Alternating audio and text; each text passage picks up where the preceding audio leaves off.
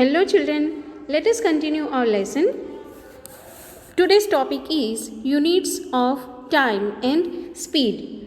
The basic unit of time is a second, that you are very well known about it. Its symbol is S. Larger unit of time are minutes and hours. You already know how these units are related to one another. Yes, you know children that 60 seconds makes 1 minute and 60 minutes makes 1 hour. Fine. So here it is the general introduction about that. What would be the basic unit of speed? अब speed के बारे में हमने पढ़ा, लेकिन उसकी speed क्या हो सकती है? Since the speed of distance, speed is distance divided by time. Yes, इसका हमने फॉर्मूला देखा है कि distance covered and divided by time taken. So it is the formula to find out speed. The basic unit of speed is meter divided by second. That means one object travels how many meters in how many seconds. So meter per second. Of course, it could also be expressed in other units such as meter per minutes or kilometers per hours. अब children इसमें जैसे जो data हमारे पास available है, according to that we can calculate and according to that the data we have used, according to that we have to put these units. Okay children, fine. Now you must remember that the symbols of all units are written in singular. ये आपको अच्छे से ध्यान में रखना है children. जब भी आप किसी भी यूनिट्स के बारे में बात करें तो उसे हमेशा सिंगुलर फॉर्म में ही यूज़ करें. जैसे 10 किलोमीटर, नॉट 10 किलोमीटर्स, ऐसे नहीं बोलना है. 5 meters, no, 5 meter per seconds, like that you can use. Okay, for example, we write 50 kilometer and not 50 kilometers. Okay, only use singular. Or 8 centimeter, not 8 centimeters, not to use like this. You have to keep in mind this very well. Buju is wondering how many seconds there are in a day. अब आप मुझे बताएं कितनी seconds होती है one day में. We can easily calculate. Okay, so in 1 minute how many seconds are there? In 1 minute 60 seconds are there. Okay, in 1 hour 60 minutes, that is 60 multiplied by 60, so it will be 3600 in 1 hour.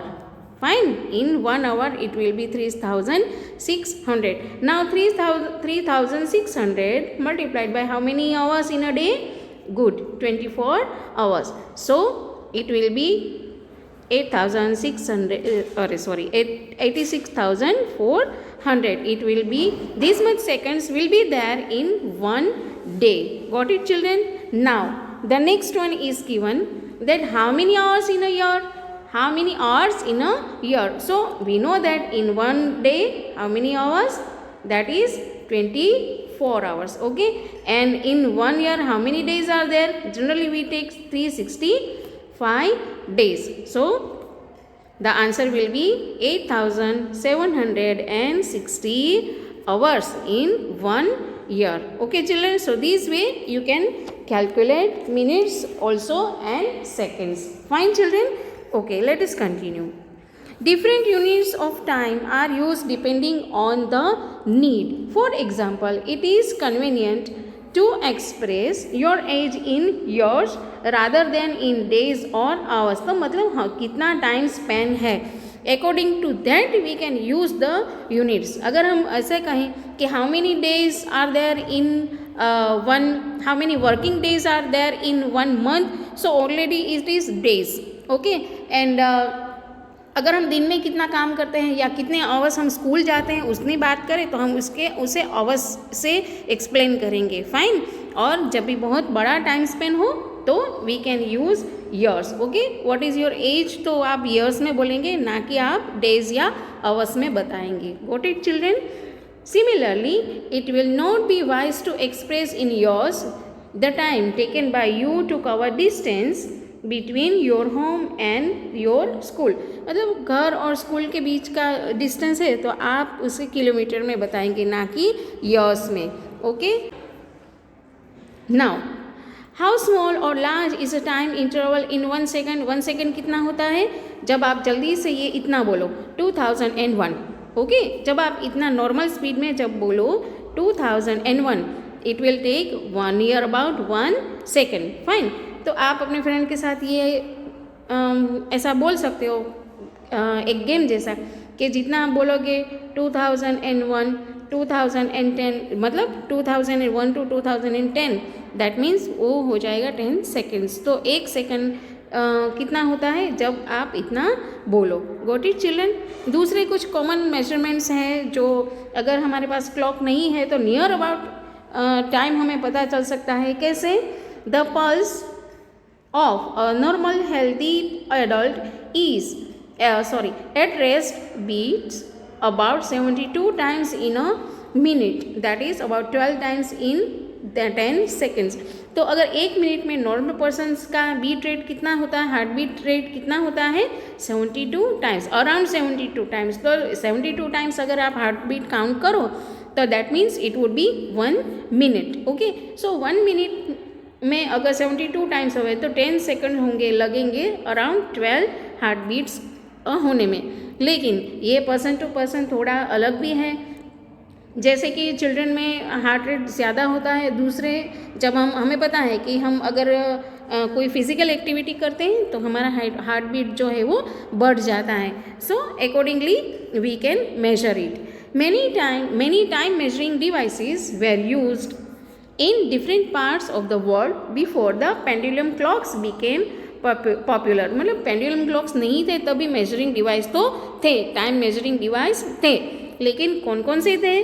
Sun dials, water clocks and sand clocks. अब ये आपको अच्छे से मैं आपकी book में तो picture दिया ही है चिल्ड्रन, लेकिन आप लोगों को पता है कि जहाँ तक हो सकेगा मैं आपको एक्स्ट्रा पिक्चर्स दिखाती हूँ और sometimes if possible I show you some of the videos. तो यहाँ भी मैं एक छोटा सा वीडियो आपको दिखा रही हूँ. Okay, watch it.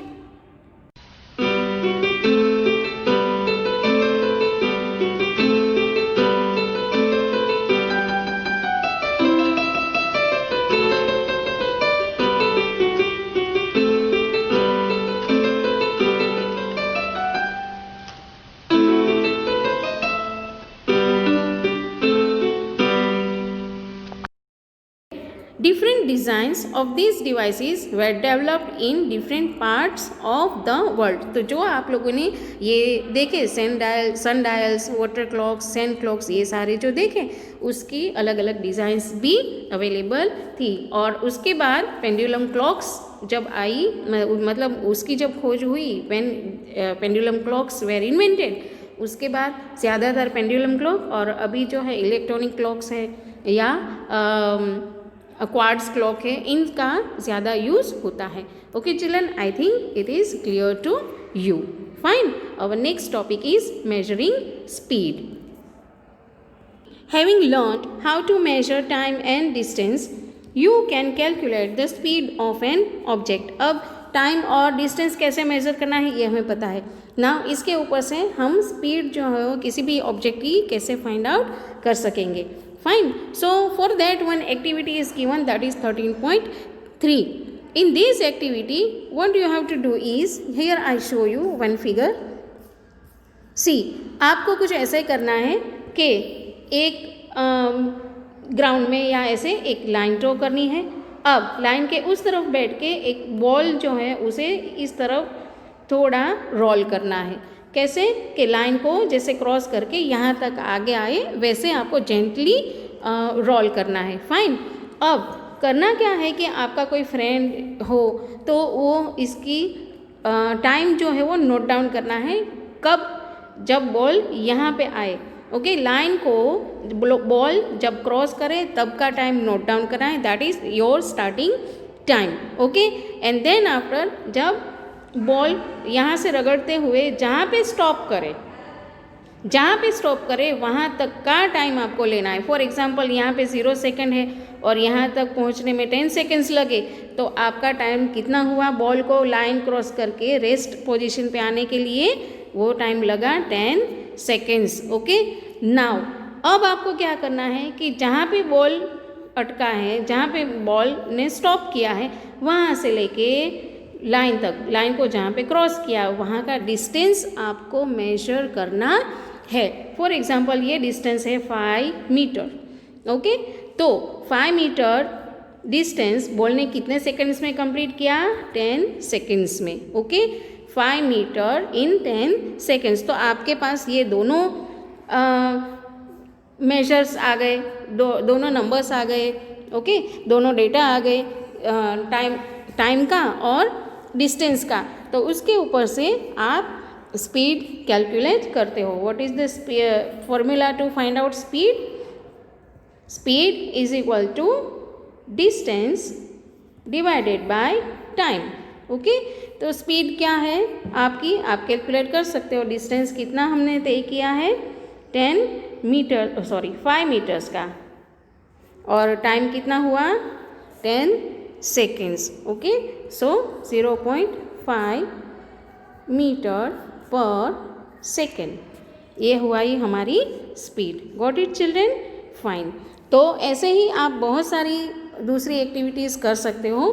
For example, you may now like to compare your speed of walking और cycling with that of your friends. You need to know the distance of the school from your home or from some other point.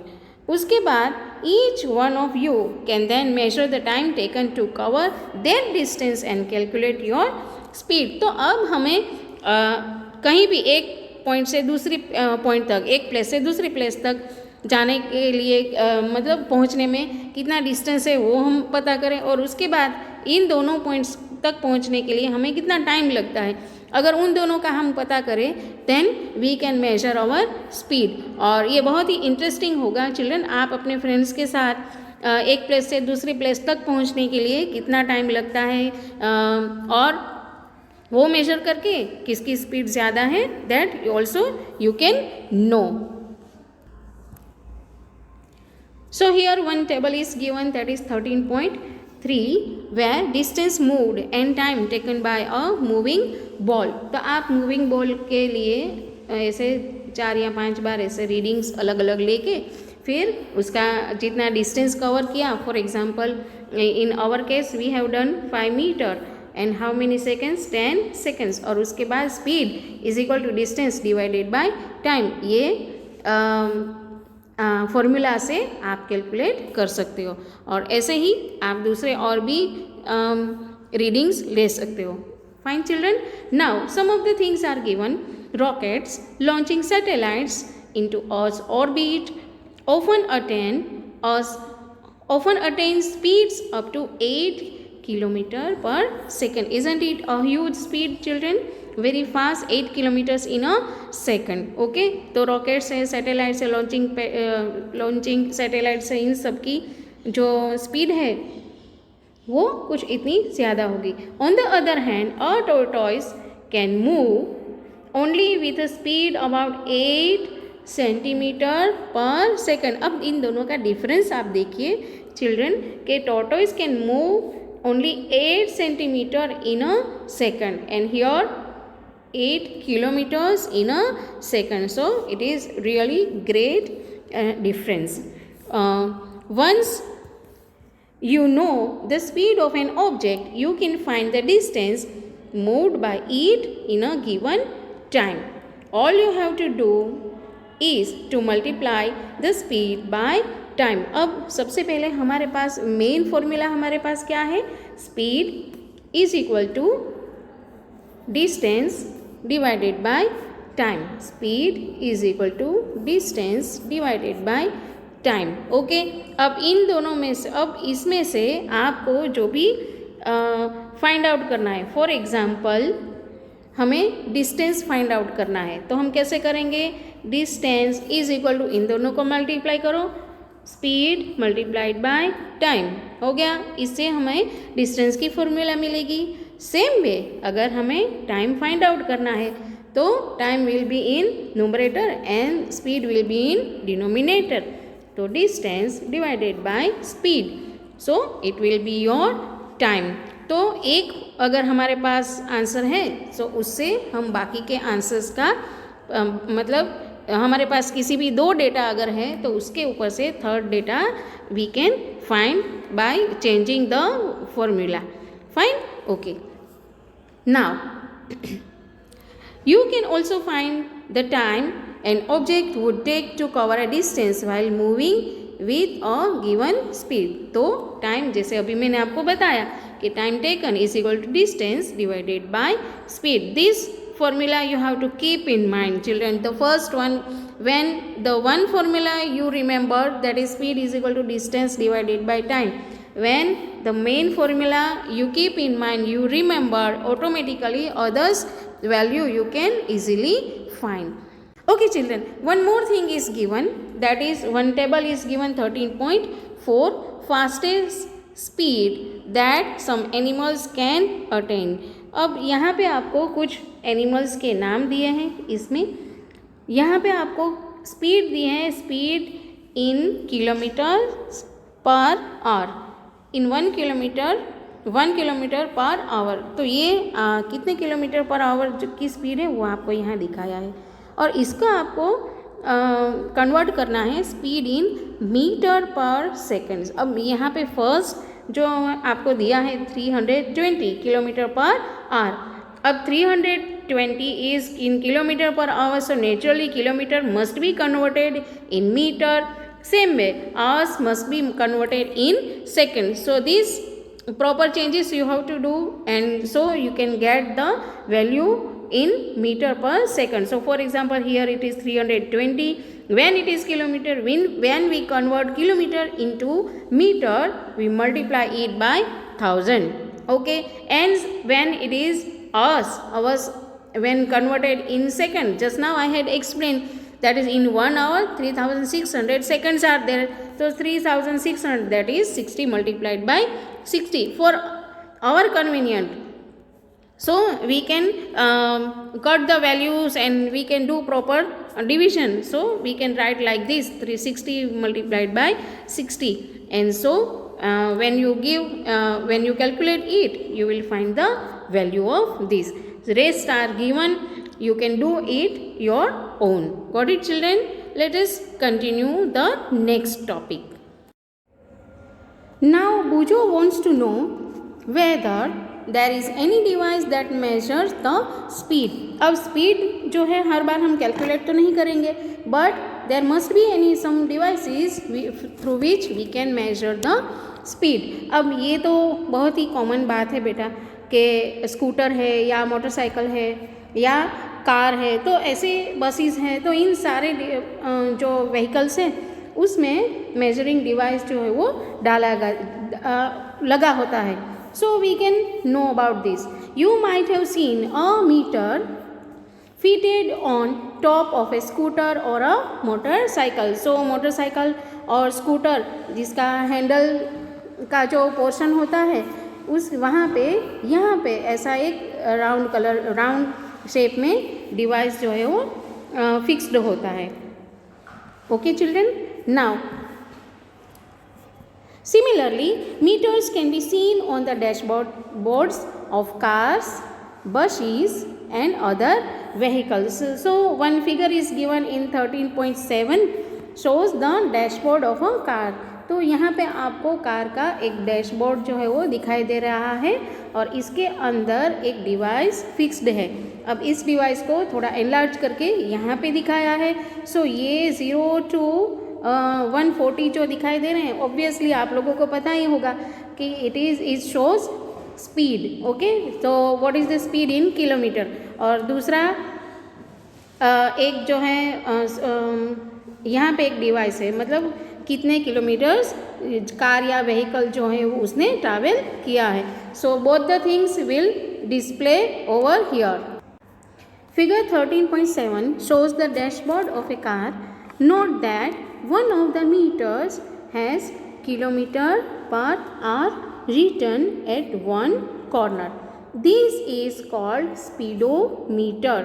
मतलब speedometer किसे कहेंगे? जहाँ पे kilometre per our लिखा है, that is called speedometer. तो ये okay. Now the next one is